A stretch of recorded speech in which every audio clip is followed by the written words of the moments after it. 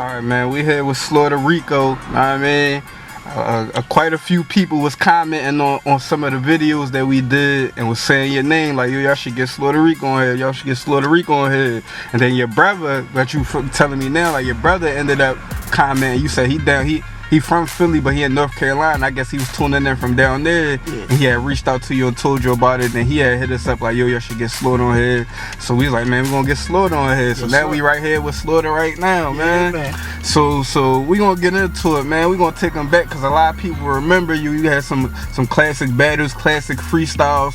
One of them being the $5 nigga John on Too Raw for the Street. Yeah, that's the most infamous. Yeah, that's the joint that everybody, you know, they classify me as. Right. So I'm gonna go from my perspective, like when it came out, like the energy was from me, and you could tell me from your perspective how it was, being as though you was the guy that did it. Yes, so when it came out, I mean, you know, Too Raw for the Streets was popping at the time. I mean, they was one of the top DVDs out. So when it dropped, everybody pretty much was on it. So when it came out and then that freestyle was on there, I heard a lot of people really talking about that freestyle from that particular DVD. That really became like one of the most classic freestyles. So tell the people a little bit about that. Know what I mean? Like how that came together, how you meet Big Star to get on there, and then when that freestyle came out, what was the energy like? What was the feedback? Talk about that. Shout situation. out to Big Star, Too Raw for the Streets. You know what I'm saying? That's where I got my exposure. You know what I'm saying? As far as like, I guess you could say, you know, worldwide. It went from a local thing, you know, me battling on the street corners. But how I met Big Star was through my OG, Mr. Joe at Continuous Motions Records and Tapes. Shout out Mr. Joe. And Big Star, he's from Norristown, so he'd come, you know, to the record store, you know, every other weekend, you know what I'm saying, with his camera. And he was saying that he was starting like, you know, having like, you know, different artists from different areas, you know, battle and stuff like that. So I went out in Norristown, and he had some guys out there that was battling or whatever, and it was like basically just jump on the camera and spit that shit. It wasn't really too much of a battle. It was just like, you know what I mean, the cypher was very aggressive, because you know you got different people from different parts repping where they from. And we was out at I think it's called the Sounds of Norristown. That was just the record shop we was out, you know what I mean, we was at. It's a black owned record shop. And that's where Star and Big Chris was always at. So when they started filming, you know what I'm saying, I just went in for what I knew, like, you know what I'm saying, went hard, and from that point on, Star knew where to find me at, you know what I'm saying, the record store off of Germantown, Somerset. So one day, I'm coming from off the streets, you know what I'm saying, earphones on, listening to myself, and I go up into the studio, I see Big Star in there with the camera and everything. It was just set up just like everybody was just waiting for me to get there. So when I walked up, you know, Star was like, all right, yo, I want you to spit something. I'm coming out with this, what was it, Hell Up in Philly? No, it wasn't Hell Up in Philly, it was Ground Zero. But I had did some a DVD with him before called Hell Up in Philly, where that was my very first appearance before the $5 nigga. So he was already familiar with me then.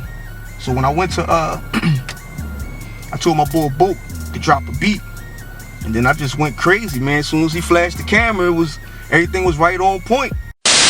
I'm a $5 nigga with a body on my gun. They looking for me now, they got me on the run. I'm just a $5 nigga, you can spot me when I come. Empty your pockets if you flinch, I'ma pop it. I'm just a $5 nigga with a body on my gun. They looking for me now, they got me on the run. I'm just a $5 nigga, you can spot me when I come.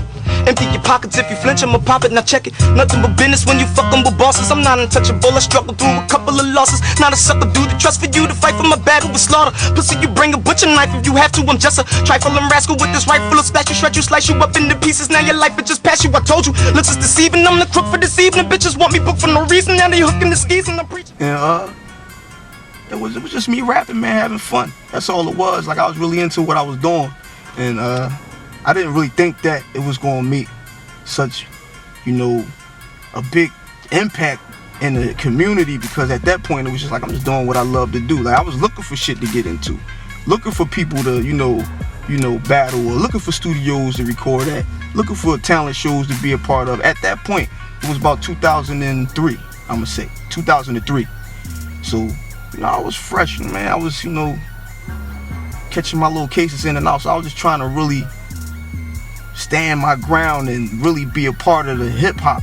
Like, that's where my love for it started at. You know, the early 90s. I say 91. That's when I really went hard with wanting to be a rapper. Like, I put away my toys and this is what it was. Going you know what I mean, recording myself and, you know what I'm saying, playing the drums and trying to make little beats and record it and then record myself rapping to the beat that I made and shit like that. Like, you know, I was into that stuff coming up. But we didn't have all the technology with the computers and all that. We had everything was like manual, you know what I'm saying? Shit that we grabbed from the pawn shop, like little samplers and microphones and recorders and shit like that. Like, that's what we had worked with back then.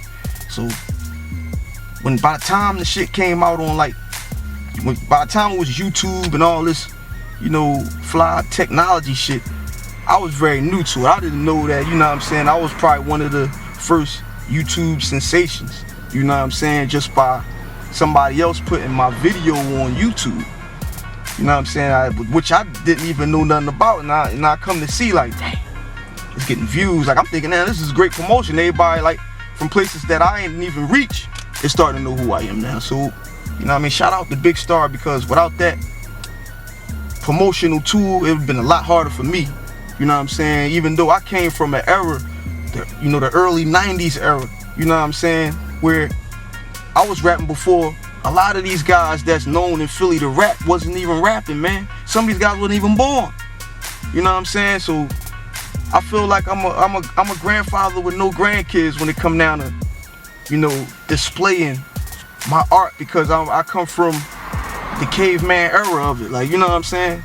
So that was a very great experience, man. But at that time, I was catching a lot of heat, because then the more people was into the video, that's more so of what I became.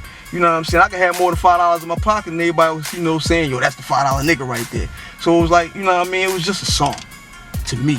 It was just like, you know what I mean? At a day, I was feeling like, damn. Everybody got them days when they fucked up and they got $5 and they trying to figure out if they should buy some tokens, or, you know what I mean, somebody gonna let them go for 4, grab a bag and a blunt, you know what I mean? So I was contemplating at that time, and I was like, damn, all I got is $5, a gun, you know what I mean, a Walkman, a book and a pen. That's all I got, you know what I'm saying, when I really looked at it at that age and perspective. So, you know, what I was going through at that time was real, and what I was saying was real. And I just put it in the song where it's though, you know what I mean, I'm hot, somebody need to discover me, and quick. And it was like one of those songs, man. Right. So talk about like the wave that it caused for you, like how people was treating you, how people was recognizing you, like you said, people were noticing you on the street. What about like other rappers reaching out, like the type of love you got from that? At that point, it was love, because I wasn't the only rapper from Philly that was being recognized at that time. So it was like everybody was showing admiration, like, yeah, that's Slaughterr, you know what I mean, he's not to be fucked with. You know what I'm saying? That's how I felt, and that's how I still feel. Like they classify me in the area of my own. Like they don't really let Rudolph join any Rain Day games, but I'll be the nigga that, you know, hopefully can lead the way. You feel what I'm saying? So that's how I look at myself when it come down to other artists in Philly. But I can't really look at it from their perspective, because I ain't them. But I do know that everybody showed their admiration and respect when it come down to what I do as far as an artist. So let's talk about the battle tour, because if I ain't mistaken, you know, it's a long time ago, but I believe you was wasn't you on the Big Star battle tour? Right, I was, it was me, Reed Dollars, Rain Man. We went down there to South Bronx, New York. And we went and battled, you know, 3 guys out there. Shout out to them. Shout out to everybody, man. That was just a part of this historic event, because like I said, we was just doing what we loved to do at that time, and we didn't know that we was making history. We didn't know that we was creating a blueprint. You know what I'm saying? We just knew that this is what we do. All right, you know what I'm saying? We gonna be on cameras, people gonna see it. Let's go. Like, you know what I mean? I come a long way from home to take a loss, you know what I'm saying? Or to not bring my best. Even if I step off the front steps, you know what I'm saying, I still gotta bring my best. So that's how I always operated, you know what I'm saying? And then that was the very first time that I met Rain Man and Reed Dollars. So we went out there, man, we executed heavy, you know what I'm saying? Just like we planned, like we thought, you know what I'm saying? But now you fake niggas can flip if you wanna.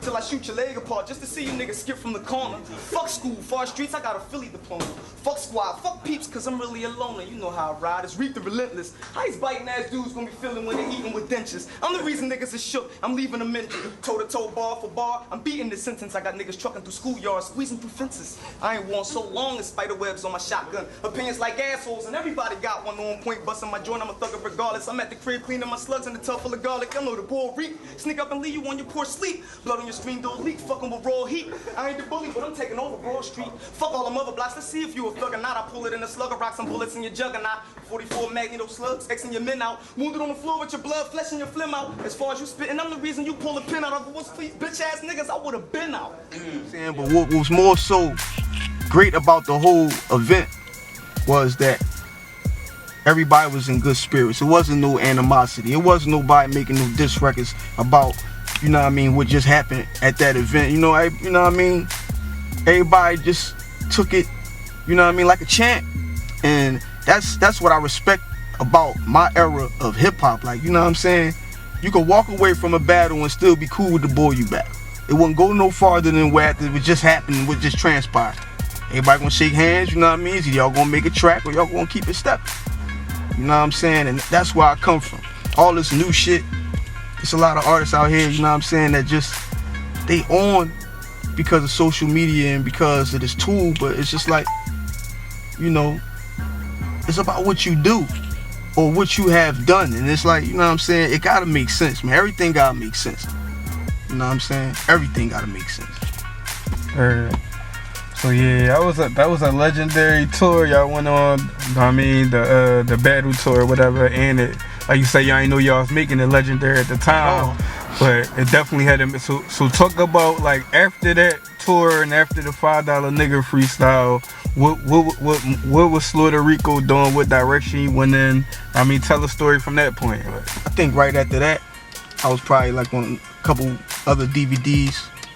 What was that? Hell up in Philly. No, that was Too Raw for Streets. I was up on Concrete Jungle, Coldest Winter Ever, and Heavy Spitters. And then after that, I fell back from, you know, jumping on camera because I just peeped that, you know what I'm saying? Seemed like it was just free promotion. You know what I mean? I really wanted to establish myself to make music. You know what I'm saying? It was cool to be competitive in the battlefield and all that, but once, you know, the shit just looked like it was going to take a turn for the worse, that's when I stepped back. Like, no, man, I'm not a part of this. And then shit was happening to me where I was catching more cases and, you know what I'm saying? I had to stand to take everything that was coming my way. And, you know, at that time, it seemed like I was going to blow up. Like, I felt like I was probably like one of the #1 artists from Philly that really had a shot to get signed to a major label or you know what I mean, whatnot. And it just seemed like everybody that I was around wasn't, you know, focused on the business. Like, we all just kind of knew the same shit, but, you know, certain people were just going off of, you know, the opinions of other people that had, you know, their opinions about what should be done to get on. And my thing was like, man, y'all ain't in these shoes, man. This is my life. And a lot of shit I didn't stand for, so I didn't stand for it. You know what I mean? And me, so I'm more of a solo person. Like, I think for myself. And I just felt like at that time everybody wanted me to go in their direction to fit in, and I was never an artist to fit in with nothing. Like, you know what I'm saying? I always stood out. So what was your thoughts on, you know, because bands though you was on a tour with like Reed Dollars, Raymond, all y'all. So after the tour was over, you kind of went and did your own thing, and they all kind of clicked up and became a group and started doing their thing. Right.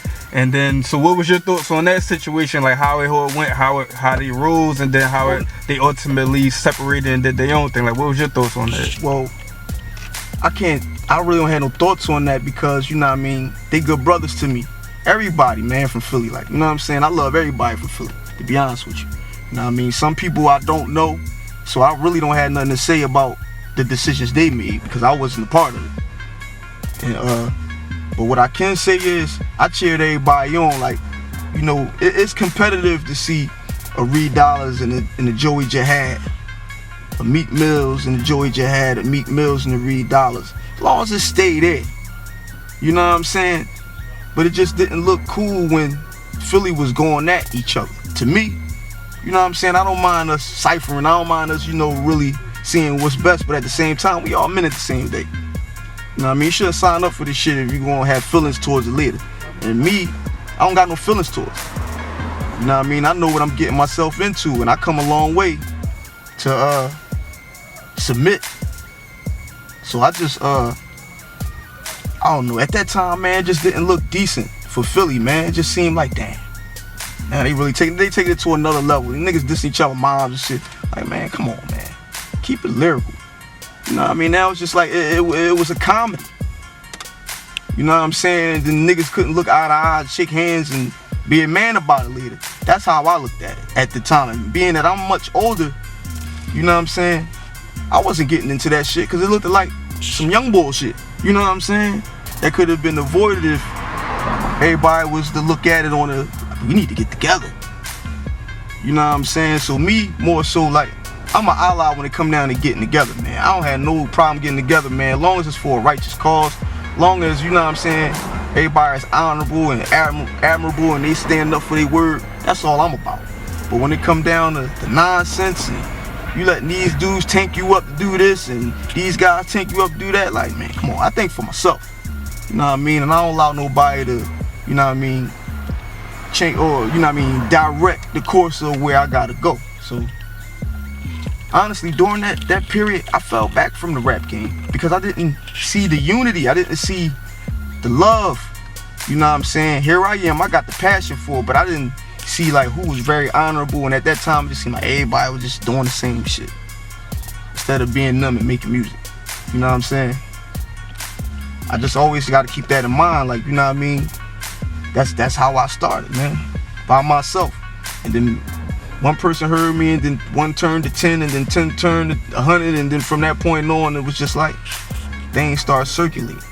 You know what I mean? And me, I became famous way before my time. I became famous, and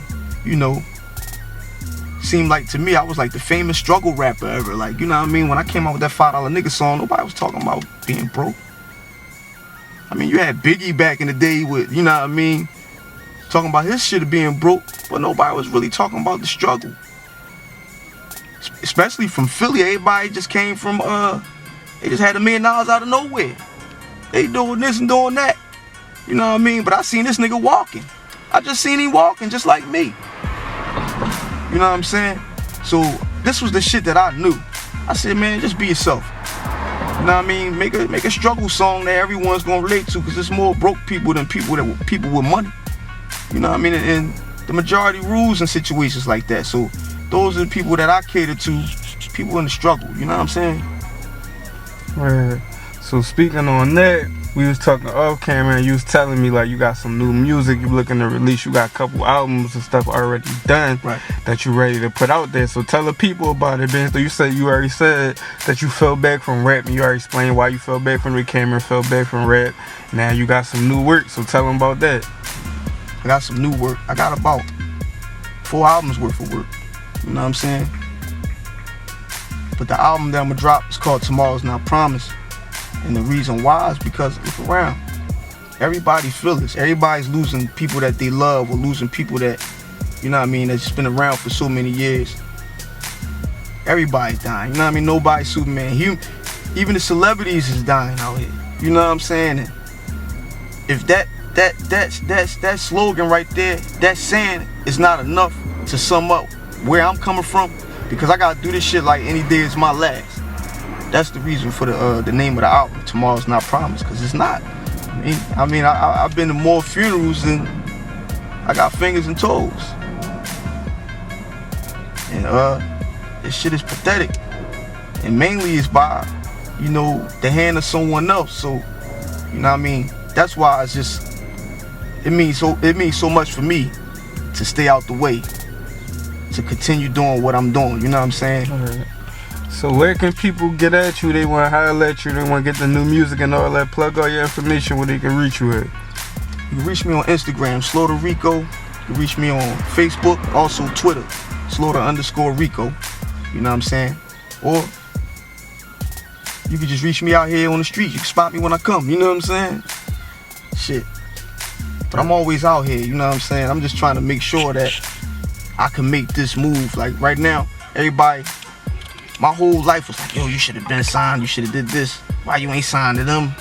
I never really had an opportunity to have so many, like have labels throw no contracts at me and nothing like that. So by the grace of Allah, I never signed no contract. So I always was a free agent, always was a independent artist, you know what I'm saying? Always on my own, you know what I'm saying? I had folks that contribute to my situation, you know, that keeps me, you know what I mean, in certain avenues, whereas though I could stay relevant. But all the relevance comes from me, you know what I'm saying? Just speaking and showing them step by step that I'm still out here. So that's what the music, that's as far as for the music. Wherever, like you always catch me performing at Voltage, you can catch me at the Trop, you catch me at the TLA now and again, you can catch me at the Fire, you can catch me at anywhere that, you know what I'm saying, it's a respectable atmosphere, you know what I'm saying? Like I'm everywhere. There ain't no place in Philly that I haven't went to that had anything to do with hip hop. Even if they doing the current type of, you know what I'm saying, hip hop that they doing now, for, you know, the new generation with the young bucks. I'm there too, because even they could teach you something. Like this young boy, he was with his group one day at the studio, and he wasn't even a rapper, but he had like 6 dudes with him, and I guess they was admiring me. They was listening to somebody tell him, yo, that's that boy right there, he a legend. And the young boy asked me a question, and I forgot exactly what it was, but for some reason, I heard his young boy was rapping. I was like, yeah, young boy hot. And he didn't rap like these new young boys right now. Like he rapped like, you know, from the era that we came from. You know what I mean? The 90s, the 2000 era. So, you know, I was giving him a few, you know, pointers and a few lessons. And then I spit something. And the young boy was like, yo, you hot, OG.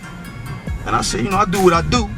So what the young boy said that was very intelligent to me, because I was trying to have I was having a hard time understanding why the young boys like this new music. Like you know, to me it's not really saying too much, but you know, they just saying shit. They ain't really saying nothing. So he was like, listen, it ain't about what's being said. He said, our beats right now that we listen to is the wave. He said, OG, you spitting that shit. If you put that shit on what we listen to right now, our wave, that's what need that, you know what I'm saying? Then our generation will hear you out. But right now, we ain't hearing nothing but our wave. And when he said that, it made me think like, damn. That was something, that was the most intelligent shit that I heard from a young boy on that classification of music. Like, you know what I'm saying? Watch the game being played so you can know how to go about it, the do's and don'ts. And that's all I've been really doing since the last years that I was out the game. Because I was out the game after the $5 nigga. I was out the game for about a good 7-8 years before I came back to try to make an attempt. And when I came back, that was about 2011. And that was around the time that I had met Kendrick Lamar in Philly. So, you know, it really made me want to come back, because I realized when I met him, he knew who I was from, you know, the YouTube. And I was like, damn. You know what I'm saying? It kind of inspired me to really get back to where I needed to be. Slaughterr Rico and I gotta say my little brother, you know, cause you know what I'm saying, my little brother. I don't even have to say his name. Kendrick Lamar. Gemini, priest, but only down day one, you dig that? So I just was going back to the studio and, you know, trying to build a team and get my folks on the view where I'm at. You know what I'm saying? Where I see it. You know what I'm saying? But shout out to F.A.M.E TV. My brother Showtime, Show Tizzy, man. You know what I'm saying? We go way back since the Club Flow era. You know what I'm saying? Where that's where all the greats, the Titans, you know what I'm saying? The legends, man. That place made legends. You know what I'm saying? That place is definitely gave me a stripe and made me who I am, like, you know what I mean, along with Too Raw for the Streets, you know what I'm saying. But shout out to Philly Fame TV, my brother, you know what I'm saying. I appreciate you letting me, you know, speak my piece, you know what I'm saying.